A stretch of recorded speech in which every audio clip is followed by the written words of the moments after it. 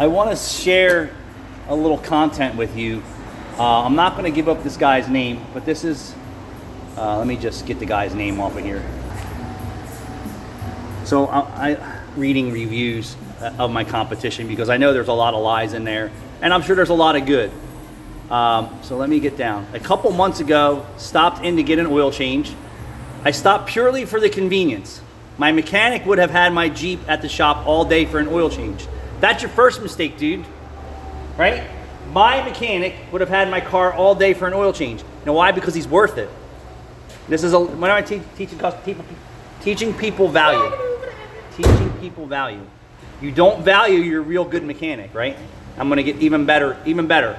A couple months ago, I stopped in to get a quick oil change, I'm sure. Pep Boys is not cheap for an oil change, guys. They're not. I stopped by purely for the convenience. They're not a convenience oil change place.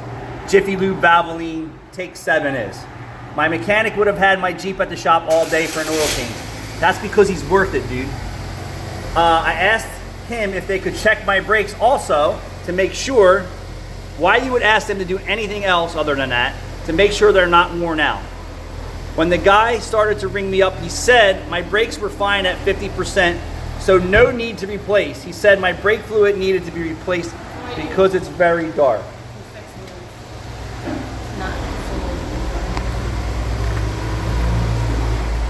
Just move that over to here. I love these fucking stories, man. And I'm going to tell you why your regular mechanic is worth the wait and worth every penny you pay him. And it gets better. And I'm sure some of you are actually out there like that. And I'm going to show you a prime example too. I got one in my bag. The brakes were at 50%. He said my brake fluid is very dark. Yes, brake fluid requires maintenance. Great. I'm sure his car needed some other things too. But let's just keep moving forward. After waiting 2 hours for the oil change to get done at Manny Mo and Jack's, he went there for convenience. Okay? Waiting for 2 hours. I just wanted to get out of there, so I told him I'll be back another day. I just figured it somehow got contaminated when I go off-roading. It has nothing to do with why your brake fluid in your master cylinder is a different color. Nothing to do with it. Zero. It's from wear, it's from moisture, it's from a lot of different things. Other than that, everything was fine. I doubt it. Why would you even tell them that you would come back when you have a real good mechanic? That's another thing that pisses me off. I went back about a month and a half later and a new guy was at the counter. No shit. These big box stores rotate their staff like they change their underwear. Do you find value in that? No. A new guy was at the counter and I was telling him and told by another employee my fluid needs to be replaced, blah, blah, blah, blah, blah. Even though I had an appointment, I had to wait 3 hours before they finally pulled it into the garage. The guy, you're just glutton for punishment, dude. And this is what I said, why do you keep going back? The guy came out after talking to the tech, he told me my brakes were worn out and my brake rotors were ruined. He said everything had to be replaced. If you want the guy to do a brake job for you, he has every right to tell you how to do it. If you are asking for a brake job. Now, this is where it gets even better.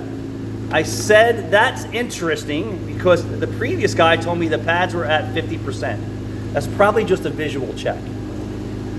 And I've barely driven 500 miles since the oil change. Doesn't matter.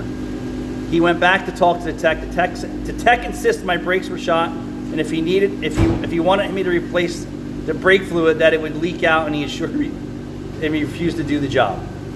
Man, what the fuck? I told the new guy I felt like he was trying to politely rip me off. Brake pads don't wear down that fast. Oh yeah? You ever see an Uber and Lyft drivers' vehicles? Absolutely. Within 30 days they can wear out a set of brake pads. I told him, just give me my keys back and I'll go to my regular. Oh, now you find value in your regular mechanic, which you should have found value in him right from the rip. Go back to my regular mechanic. My mechanic is someone I know that I can trust and he runs an honest business. TRM, yes, I know Tim very well. I do work for Tim. This is such the shittiest story in the world that I chose the guy that I trust and runs a good business over complete fucking strangers. That's what pisses me off. Tim's a You great... said it backwards. Say, you're allowed to comment, sorry. I want you to. Yeah. Well, no. You said it backwards. You said that you chose the guy you trust over strangers, but that you did the opposite of that. Correct. You chose... Complete strangers. You chose complete strangers over a guy that you value and you trust. In your own words, because he would have my car all day. Yeah, because he's that good. And he needs time to look over your car properly. A quick in and out oil change doesn't do anything for you or your mechanic. He can't keep an eye on you, a spill and fill and out the door you're going. As fast as you came in with the dust cloud is as fast as you're leaving. Needs time. Tim is a great guy. This is me saying that. Tim is a fantastic guy. I know Tim could actually use more customers, right? This guy, 2 times, didn't choose Tim. That's the shitty part. Tim is a great mechanic. He's been there for a long time. I do business with him. And I know for a fact, because I talk to him on a regular basis, that he could use more loyal customers. He could use more customers, so can I. But you see, Tim's great, Tim's this, I trust him, I value his business, he's honorable. Well, why the fuck did you go to Pep Boys? Not once, but twice, you dumbass. Sorry, I'm not giving up this guy's name, this is just a scenario. So here we go. My mechanic, now Tim's his mechanic, right? Yeah. Now he's your mechanic. I dropped my Jeep off the next day, right? Yep, because that's how he wants to do things.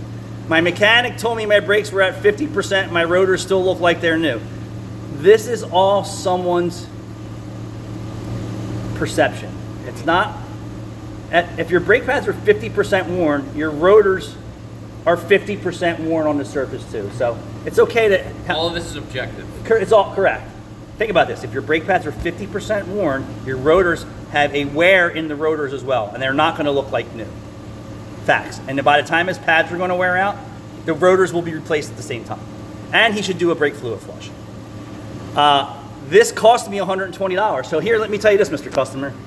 If you weren't such a jerk off, your regular mechanic, Mr. Tim over there, probably wouldn't have charged you while you're in for an oil change to look at your brakes and tell you, hey, dude, you got some time. But you got charged $120 because he's not stupid. He can look in Carfax or look in your vehicle history report, because everyone reports. He could tell that you were at Pep Boys. He could tell you were at Midas. He could tell you were at Firestone. We all can. Life lesson learned. You could have not spent $120 if you would have just returned to him for an oil change. If you would have just returned to him for a brake fluid flush. All you had to say is, hey Tim, I opened my hood, my brake fluid looks really dark. What do you think? Yeah, dude, brake fluid should be serviced. You want to do it or not? It's not like it's clean. Yeah. I don't know how old your car is, but if your brakes are 50%, your brake fluid's got to have some moisture in it, and the discoloration is from wear. It's not because you were mudding in the trails and your brake fluid cap was off and your master cylinder is full of dust, dirt, and debris. That's not how that works.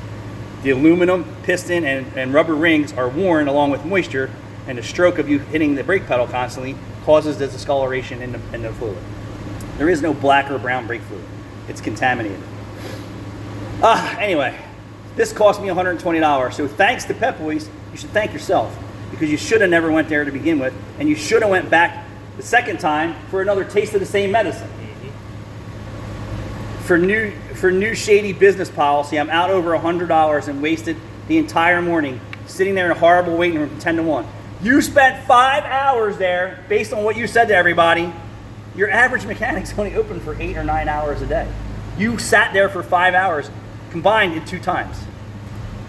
Pep Boys used to have a decent reputation. When this happens, it's not helping them any. All I can say is avoid this place.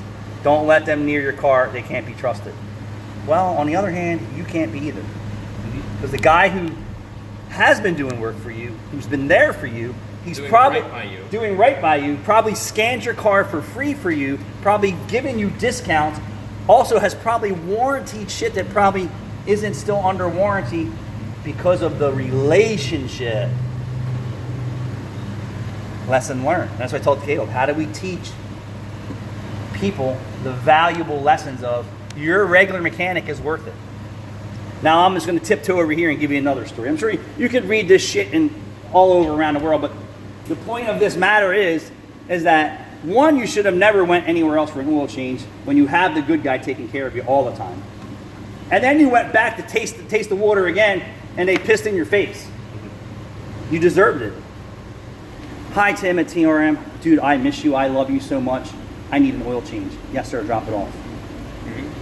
Your brakes are okay for now. Brake fluid's a little dirty. Maybe we'll just tackle all that the next time you're in. Thank you, Tim. I love you. Now, I just went to Pep Boys. They screwed me. I went back to Pep Boys. They screwed me again. Hey, Tim, I got a problem. I need your help. Now it just cost you $120. You could have got it for free from your regular guy. That's stupid. Stupid. It pisses me off. Calling this for, I'd like a direct fit plug pipe with universal rear cap. Muffler back looks okay. Well, I mean, the flanges are not in great shape, but you gotta call this the way it is. Ready? So look, this flange is leaking already and coming apart. The nuts are destroyed. So this would be 2 patches. okay. This is already, Yeah. nuts are gone. The flange is worn out to nothing. Yeah. The nuts are gone. This is decayed to death.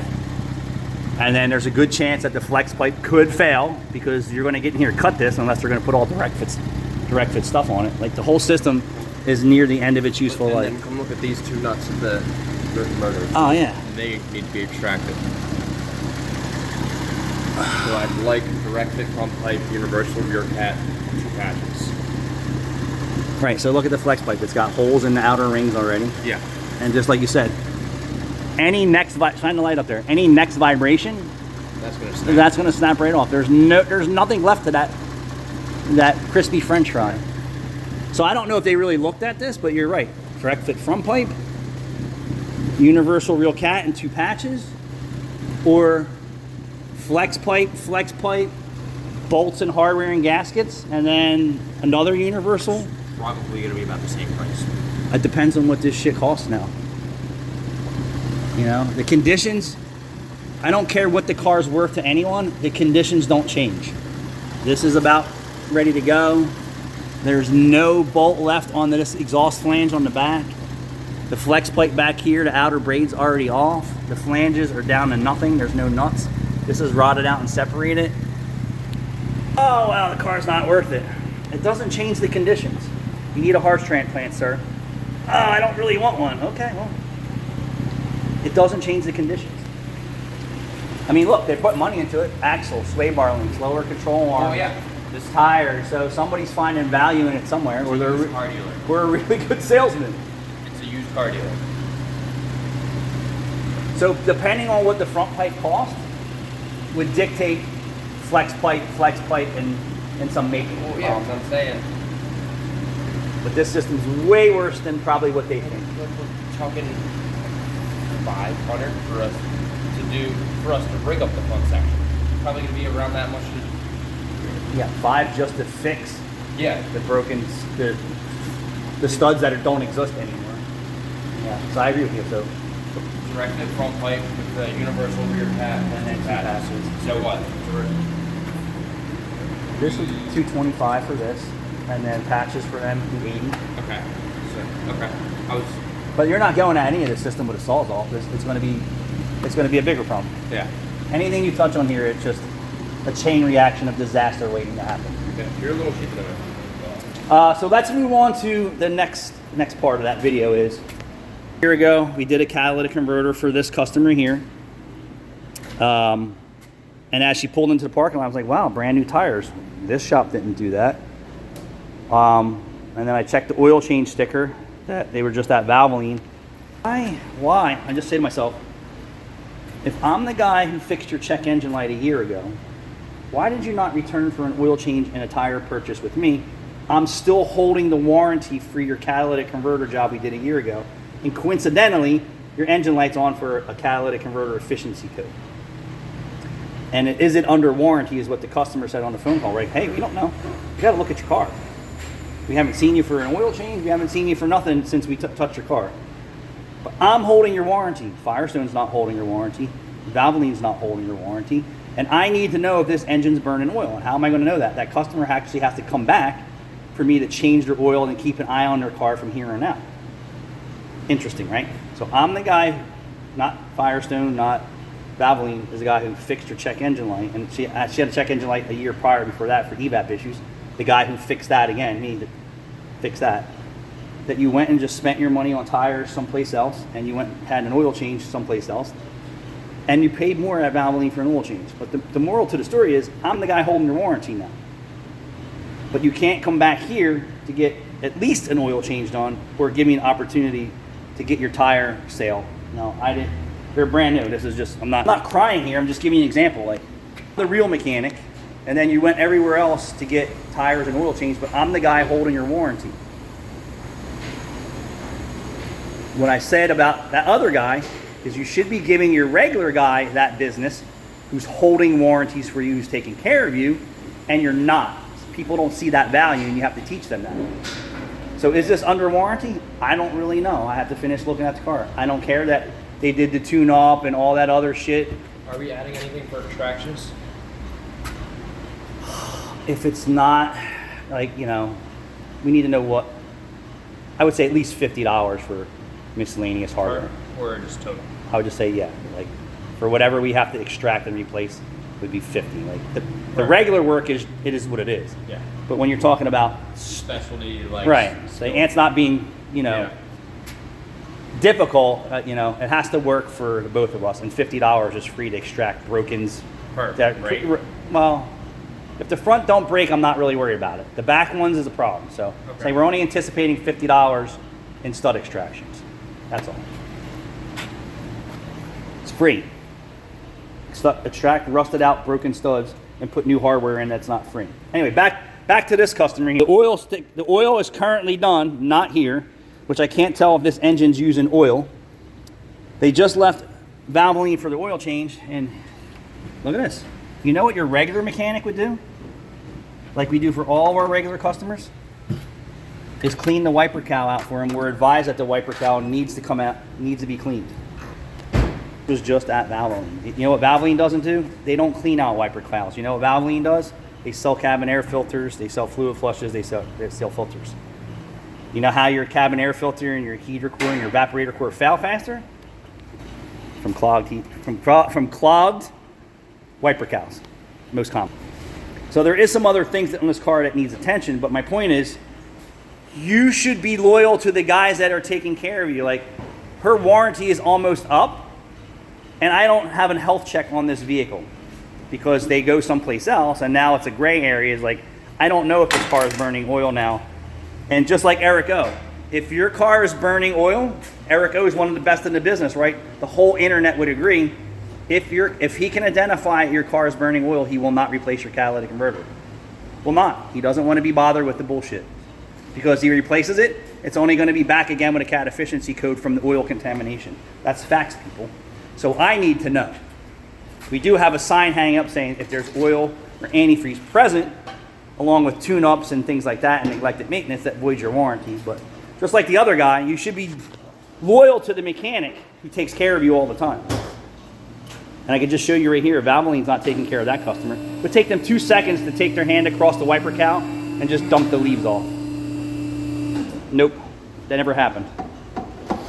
So that's my rant. You call it what you want. You should be loyal to your mechanic. He's worth every penny. He's worth his weight in gold. And the value you get from him over years of using them or coming in and building that relationship far outweighs it. I just wanted to stop there for convenience. And what happened? Inconvenience, inconvenience, inconvenience. And then you call old, tried, trusty TRM and say, Tim, I got a problem. And who's there for you? The guy who knows more than your entire shop put together if you stack them on top of each other.